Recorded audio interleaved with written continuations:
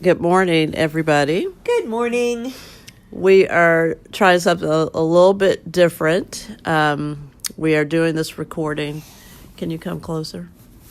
Thank you. Here I am. We're doing this recording in the morning. So Lex's comment was that she didn't know how good she was going to be because... Well, I haven't had my tea yet.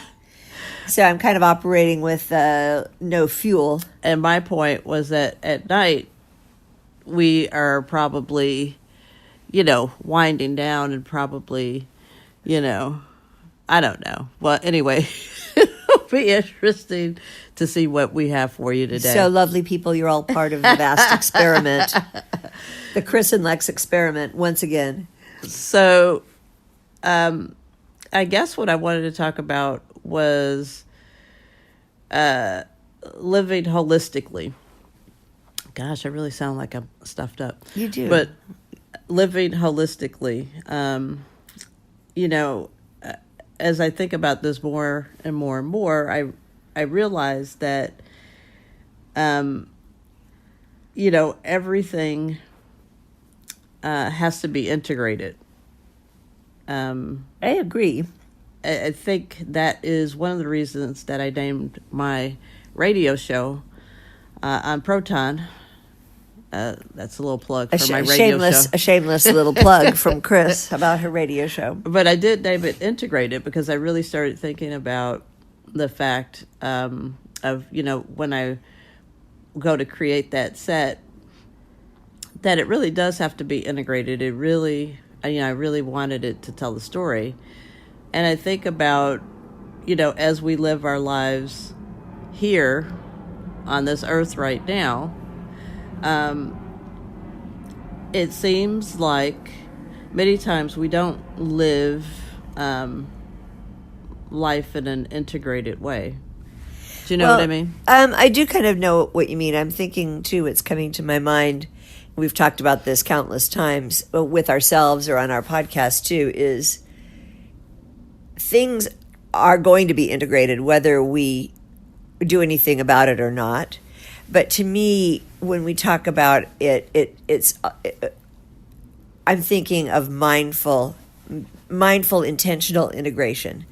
And maybe what you're saying with integrated is automatically intentionally integrated. Yes. As opposed to just sort of haphazardly integrated because there's no other way to be. Well, yeah, and maybe this kind of makes no sense at all, but it also goes into my thought process about separateness and oneness and the duality of the duality of that. And there's been a lot of things I've been listening about like integrated in that way, right? The oneness, yeah. And understanding that we are all connected. And that there, it's kind of hard sometimes because we are in these individuated bodies. Individual, yes. Yeah. But if you believe in the collective consciousness or the consciousness, with the capital C or whatever you call it, then you understand that we all have our part that we're playing in a greater oneness. Well, and we all will play each part at some time or another. At some time or another, exactly. Exactly. That's so true. And it's so true, like on just in our little 80-year lifespan or however long our lives end up being, which is just so relatively short.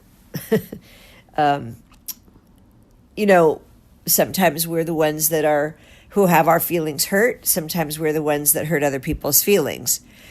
Sometimes we play many roles, even just in that short minute that we're living. And I like that to be self-aware of that and go, oh yes. Well, I think that's how you can develop Empathy. Compassion and kindness and have a greater capacity for love because You know what it feels like to be on both sides, to walk in the other person's shoes or have the similar experience. Yes. And so if there is some grace to be, had or given, that's always nice to keep those things in mind. So I think that's kind of what I'm talking about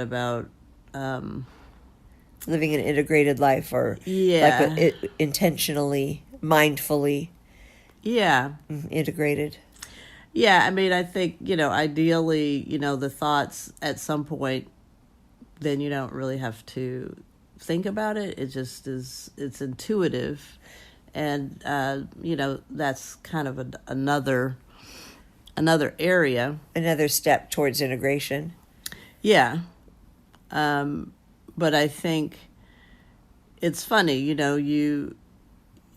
kind of grow up and you're in your family, and, you try to kind of break out and make yourself, individuated and all that stuff. But you've come from your mom, or, wherever you've come from. Well, I mean, yes, that's really kind of the only option, right? That we know of now. Well, at this time, yes. That we know of in this life cycle. Petri dishes are starting to become interesting. Yeah. But yes. Anyway, that's a whole other podcast. That's a whole nother, right. Yeah. So I think that, just in real life, not in real life, but in the life that we're living right now, there are many people that I don't think see integration. You mean that they don't see it, or do not are not embracing, or are not, yeah. They're not embracing. Well, is it because they don't see it? Maybe a rejection. I don't know. Yeah, it's almost like a overt rejection of it, I think. I don't know. You'd have to ask them. You'd have to talk to them. Yeah, I mean, and the reason that I say that is that my feeling is that if everybody was truly living and embracing that, there wouldn't be half of the stuff that we see that we have going on, because everybody would understand. There wouldn't be such a separateness between tribes, such a separateness between people. There would be more sharing. People wouldn't see they'd see more of how they are alike than different and separate. Yeah. It's kind of caught in this separateness model as opposed to an integrated model. Yeah. Yeah. So that's, it's food for thought, Those are the kind of the podcasts that I've been listening to. Coincidentally, I don't know, but it's kind of strange. It's a lot of it's out there. Or coincidental, I don't know, but it seems like every time I push play, that it's talking about this, oneness or separateness, and having really interesting conversations about both, and then of course there's always talk about the ego, and it's not like the ego is a bad thing. No, it's not. I think that there's a healthy need for sub-ego, for some ability to that's kind of function survival as an individual too. I mean, it's okay to be an individual. Yeah. So I mean, not to say let's not go down that rabbit hole. We don't have to all be Borg, a big blob or the Borg. Yeah. But I do think in some cases it is helpful, like when you're talking about healing energy, when you're talking about vibrational things that and when I say healing energy, obviously coming together as a collective. Yes, coming together as a collective, and obviously for what one would define as the greater good and the higher purpose. So anyway, that is really my ramblings. No, I think Do you that have that's, any things? I don't need to add anything else except that I do think that people that are living and mindful of and participating in and being in that integrated model are speaking up more about it because they see the need. They need to. We need to. It's not just they. We. Oops, I slipped there for a minute. But, we need to demonstrate it, live it, speak about it, get the word out more and more. Yeah. To sort of, I don't know, combat sounds combative, but I think I know we know what I mean. To present another idea. Yeah, another model. Yep. As opposed to the separate. I'm in my corner with my goods. You're in your corner with your goods. Well, and let's share those goods. Let's not just be stockpiling them in a corner somewhere. Let's be of service to people and help when we can. What does that corner do for you at the end of the day when you have all your things piled up into it? And all by yourself. I don't know. Maybe that gives somebody solace or peace. It seems sort of shallow, but anyway, I think that this was I like this topic. I like this topic a lot. And when we're done here, when we get up, Chris, I'm going to show you another thing that I came across. I'll play for you. Oh, okay. Totally unbeknownst to me.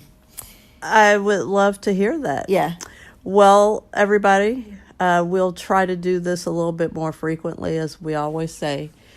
Hang in there and make good choices. Keep on dreaming. Bye. Bye.